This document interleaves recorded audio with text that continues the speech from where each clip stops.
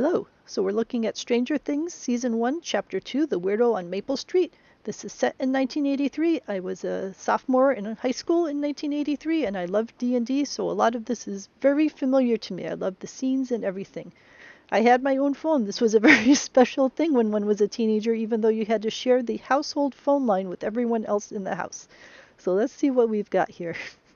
So the home scenes are very familiar, the whole decor and orange and green kinds of colors.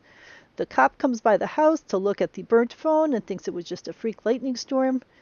The brother wants to go and find their father, his strange father, and the cop says no. The girl that they captured says that she can't tell anyone she's there because there's bad people looking for her. And yes, the government is looking for her. They're listening in on all the phone calls to keep track of things.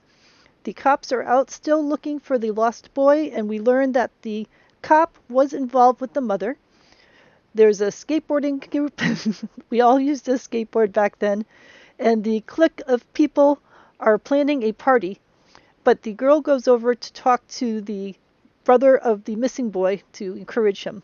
Now we're splitting things out into smaller groups, so that two of the friends are in school because the third of the friends is off at home with the new girl that they found and trying to get a sense of who she was and what kind of trouble she might be in. So we get a flashback to when the missing boy was with his older brother and they were listening to Could I Stay or Should I Go? And the mother is now buying another phone because the previous phone burned up and she wants to be able to answer any calls that come in. The bad government agents are lurking around the house trying to figure out what happened, and they do indeed find some mysterious slime there. The girl recognizes a picture of Will and realizes that this is the person she's seen in her visions. So now we got some connections going on here. And she has to hide in the closet while the mom comes home, and she gets a flashback from being stuffed in the closet of when she was being tortured and stuffed into isolation chambers when she was back with wherever she was. We don't know yet where she was before then. The mom has got her brand new phone, so now she can get secret messages from her child and hopes that he can contact her now from wherever he is. The cops arrive at the diner and they see a stage scene looking like suicide, but the cops are a little suspicious about this. The brother shows up to talk to his father and tell him what's happened, and the father doesn't really care that much, which is, he took off on them. Now we learn that Elle has some magical powers and is able to manipulate things with her mind, and that her nose bleeds when she does that. A friend of the diner cook says that he saw the diner cook with what he thinks was a young boy with a shaved head, so now they think that maybe the lost boy was at that diner. Another scene of the beautiful 70s, 80s decor with the wallpaper and everything else. So now the cops are at the diner and they are trying to track down and see if they can find a lost boy, or maybe there were two boys. They're not quite sure yet, but they know they have to investigate this.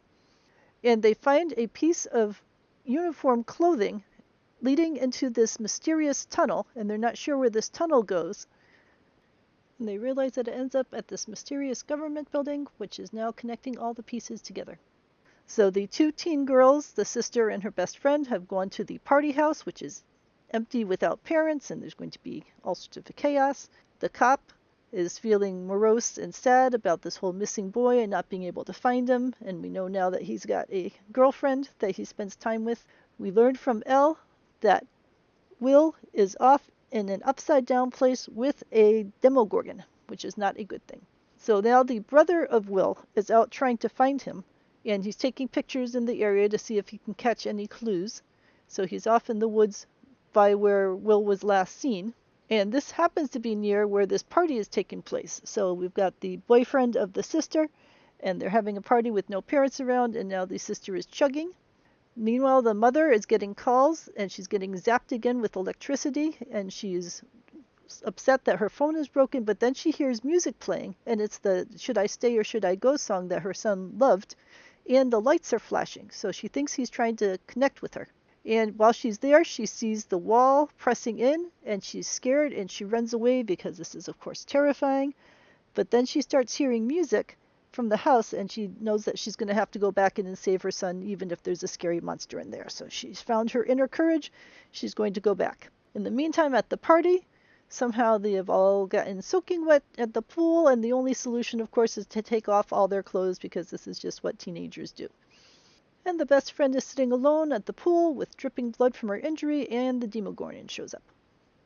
The brother is sitting there, but somehow he never sees anything. He just sees that suddenly she's gone, and the lights are flashing.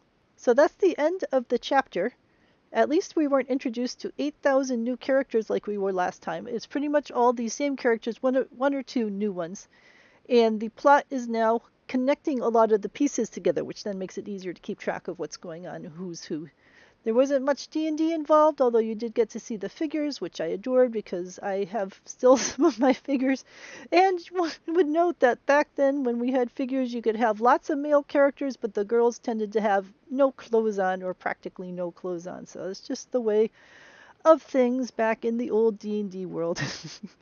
So an interesting storyline as it rolls out. There's still a lot of scary parts happening, and we're getting a sense of who these different characters are and their different personalities.